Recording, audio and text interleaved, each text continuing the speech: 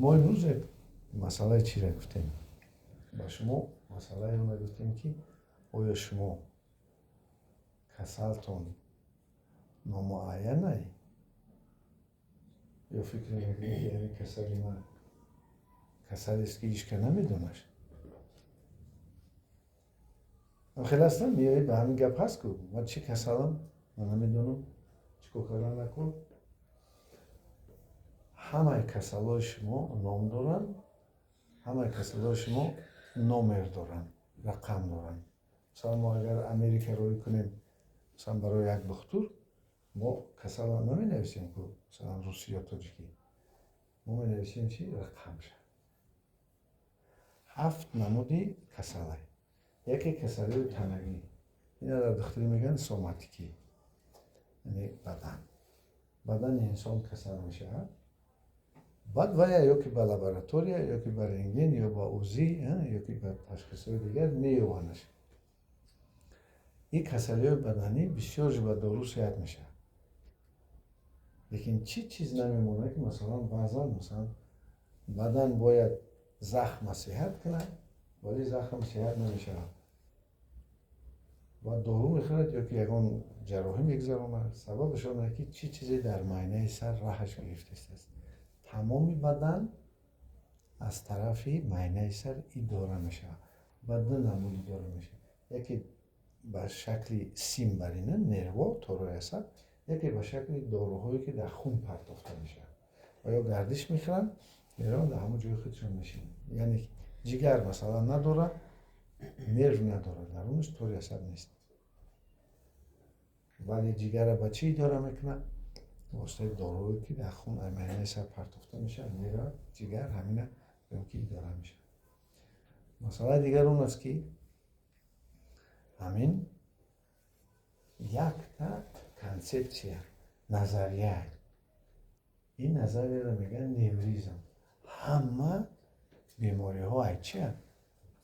ای عصب هم. اینه او در عصر 19 مثلا برناتسکی نام آدم گفته بود در همین مسئله نظریه ای که مثلا همه بیماری ها از عصب هستند. و تصور کنید پس از عصب باشن یک عضو بیمار شود چی را تفاوت کردن نکن؟ عصب تفاوت کردن، یعنی که ارگانیسم خودش باید خودش صحت کنه. چی گپ میشه در معاینه سر که محکم میشه و ارگانیسم همین کار کردن نمیتونه. مثلا روزی ترامبوسیتایی که روزی گفتن مثلا کمتر مقدارشون پست، اینم اداره میشه از چی؟ از طرف هیپوتالاموس، هیپوفیز، مرکزهایی که در معاینه سر مغز مبینه هستند. و امروز در تمام طب امروزه یک مفهومی برآمده است، این مفهوم پسیخوسوماتیکا. پسیخوسوماتیکا چیه؟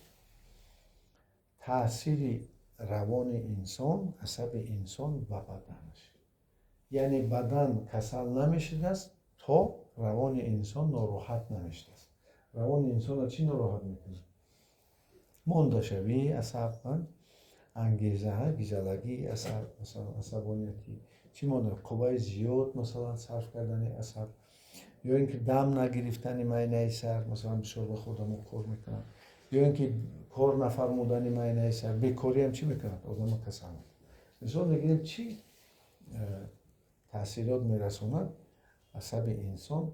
مثلا گوییم و بیماری گوییم که تلخه. یک مثال یاد میگیریم. بسیار وقت ما میبینیم سنگ میشه تلخه در بعد تلخه پریستوت میتونه خالیچیستیت روزی کسی را اوزی میکنن مینویسن خالیچیست و پانکریاتیت. کسی میره روزی میکنن همین اولینی یعنی ظهورات خالیچیست پانکریاتیت است، یعنی التهابی تلخدان و چی ردود زیری میره. چی میشه که همین مثلا انگیزه میبند عصب در همین چی دارد؟ چی تاثیرات دارد؟ ما میدونیم که یکی از همین کارهای روان انسان عصبانیتی است. آدم در کارها عصبانیتی میشن و تا اون درجه میره که هست چی؟ قهر و غضب. آدم غضب میکنه در ما میگنش اگریسیا. همین اگریسیا در معنی سر همسایه تلخه